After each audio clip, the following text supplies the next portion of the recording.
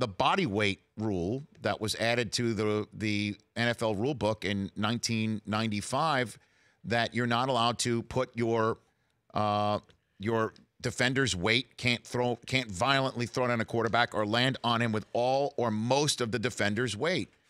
And for 25 years, 23 years, 22 years, whatever was on the books was pretty much appropriately called, or was called when it was necessary to be called, because it was so obviously violent. And now there has been a decision made, one thinks, in the front offices of the NFL, that whatever has been fine for the last 22 years, and it might have been Anthony Barr putting his body weight on Aaron Rodgers last year, that they are not going to do this anymore, which is let it go when you're seeing somebody sacking a quarterback with what appears to be a strike zone being hit below the head and above the knees, right around in the breadbasket, and hitting the guy as he's throwing. And it makes it look maybe that you're lifting him up off the ground, but let's be normal about this and not flag football plays for being made.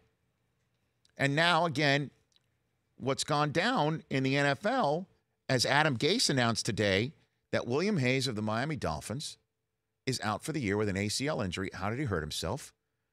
Trying to avoid putting his body weight on Derek Carr. He hits him. And as Derek Carr's going down, Hayes removes the lower part of his body. He moves his legs from his torso to the side to avoid his full body weight going on Carr. And by doing that, his legs scrape the ground and he blows his knee out. And he's done for the year. Again, what are we doing? So that's out there. And I asked Steve, is this something that the Players Advisory Board that he's on talked about? He said, no, this is not something that came out of the Player Advisory Board. So I would advise, how about a fan advisory board? As a fan, I'd like to advise, let's do something about this. I'm into that. I'm in.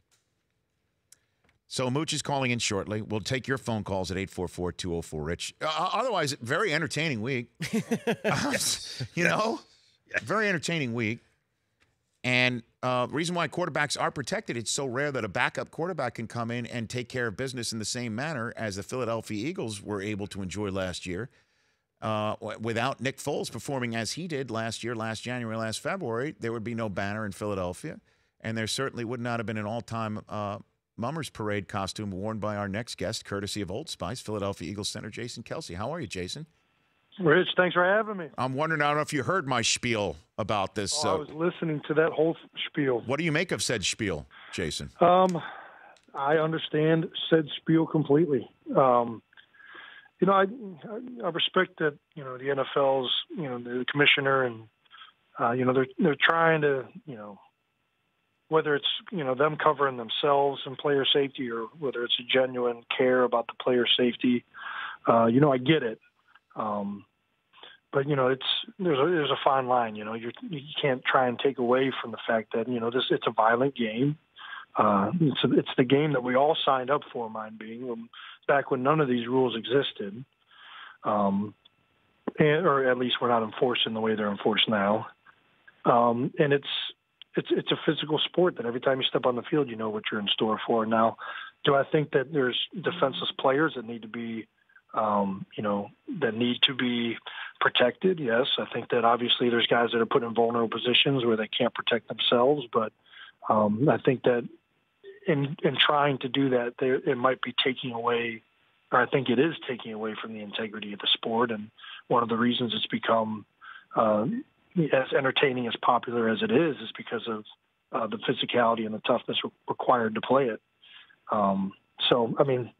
It's a tough position to be in. It really is for the NFL. But, I think obviously with some of the things that have been going on so far this year, it's something that we still don't really have it figured out. So let me ask you this, Jason. Would there be a groundswell in a way for the players to get together and tell the NFL in this regard, don't protect us so much?